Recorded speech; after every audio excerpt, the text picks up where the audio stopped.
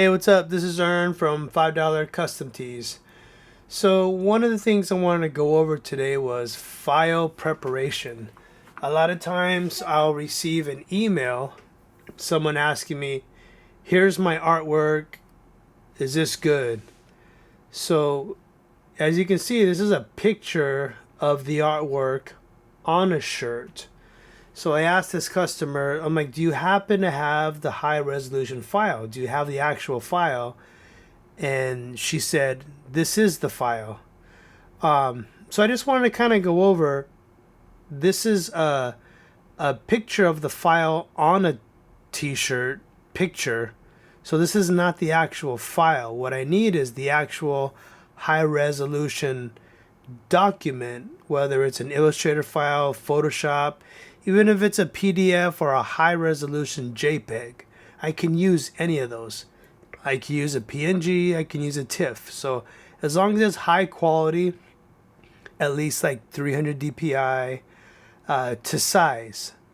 In this case, this file was actually 2 inches tall, 72 DPI, with a picture on a t-shirt. So it's like a picture in a picture. So this is absolutely nothing that we can use. So I just wanted to kind of go over this. So in this case, I had to redraw this file for this customer. So I took this file here, this picture, I brought it into Illustrator, and I redrew their logo. So it's high res, high quality. Every part of this is editable. So this is a high res vector file. So if you zoom into this, you'll see it's raster and it's just really bad quality. And if you look at the vector file, it's actually razor sharp. And I can scale this as big as a house if I wanted to. So this is just an example. So I take this Illustrator file and then I'll pull up my finished Photoshop file. So here's the artwork recreated and colored. So I take it into Illustrator, I'll redraw everything, and then I might bring it into Photoshop and recolor it. We're also keeping in mind, since this is going to be screen printed, we want to reduce the colors down a little bit.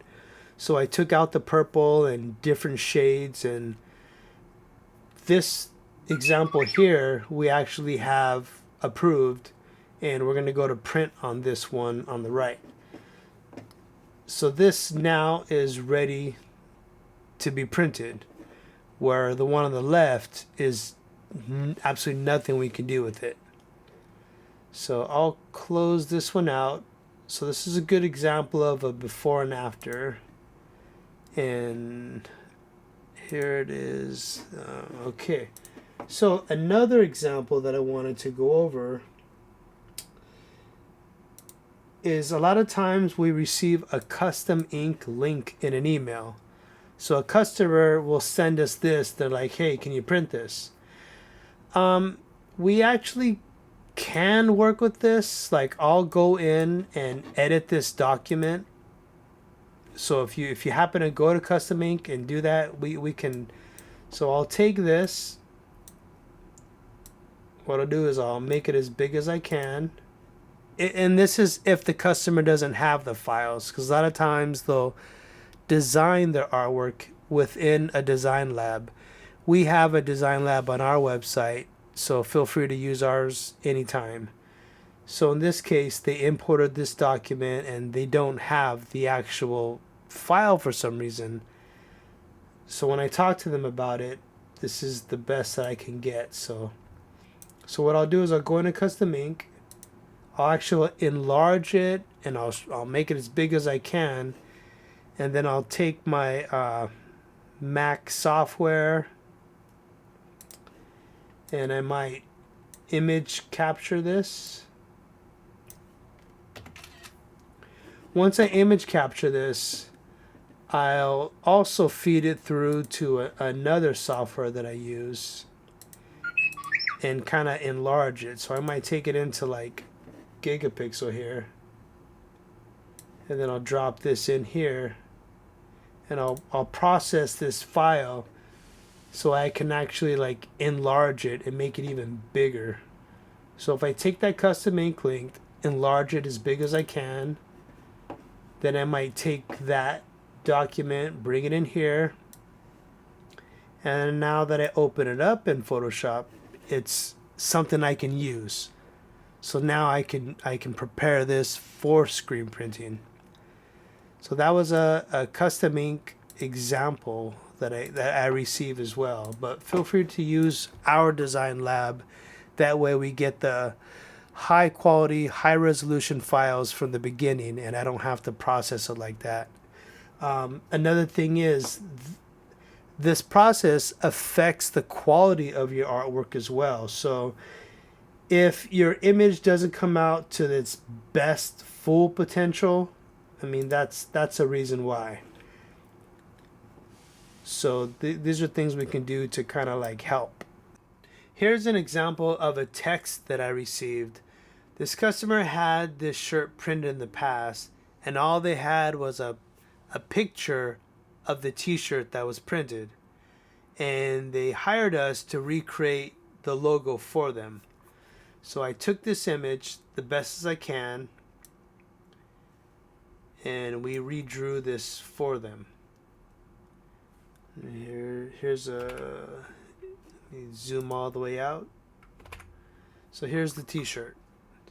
So I was able to find the logo online that I was able to get a good copy of that I can redraw, because I couldn't see all the detail on the picture on the left. The font isn't exactly identical to the one they wanted, but they were happy with this and they approved it. So I mean, I could continue to look for fonts and a little thicker, but a good idea is if you need us to help you with the project, maybe do research. Like if you go to dafont.com, you can look up some fonts and actually just give us the name or send us the link of the font, and we can incorporate that into your artwork. My last example is going to be an example of a great file. Like this is a customer here where I'm like really happy with this document here. So let me go to this one here. So one of the husbands is a graphic designer, so he was able to help with this file. So this is a high-res PDF that he sent me. So I'm able to take this and do anything I need to do. This is all vector. This is good. So if you have a graphic design student, just keep in mind, we could use vector file, high res. We could use 300 dpi, JPEG, PDF, any file like that we can use, and your prints will come out pristine. They'll come out perfect. So for a small fee, we'll produce the artwork for your t-shirt. So give us some notes, email us, text us, any example of what you need. One current job that I'm working on right now, they sent me this file here where they just grabbed online, and they want me to recreate that for their school. So I'll redraw the football and I'll edit the text so it's their colors and the words that they want to use. So that was just an example of some of the artwork we receive. Feel free to contact us. Let us know how we can help. Thank you.